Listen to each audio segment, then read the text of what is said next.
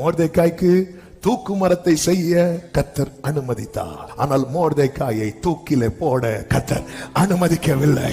யோசேப்பை குழியிலே தூக்கி போட கர்த்தர் அனுமதித்தார். ஆனால் அந்த குழியை மூடி போட கர்த்தர் அனுமதிக்கவில்லை. சாத்தானை யோபுவை தொட கர்த்தர் அனுமதித்தார். ஆனால் ஜீவனை எடுக்க கர்த்தர் அனுமதிக்கவில்லை. சாத்ராக், மேஷாக், ஆபேத்நேகோவை அக்கினி சூளையிலே போட கர்த்தர் அனுமதித்தார். ஆனால் அந்த அக்கினி அவர்களை பலன் செய்ய கர்த்தர் அனுமதிக்கவில்லை. தானியேலை சிங்க கபியிலே தூக்கி போட கர்த்தர் அனுமதித்தார். ஆனால் சிங்கங்கள் அவனை பட்சிக்க கர்த்தர் அனுமதிக்கவில்லை.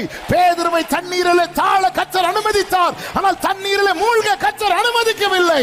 பவுல் கையிலே பாம்பு கடிக்க கர்த்தர் அனுமதித்தார். ஆனால் பாம்பின் விஷம் ஏற கர்த்தர் அனுமதிக்கவில்லை.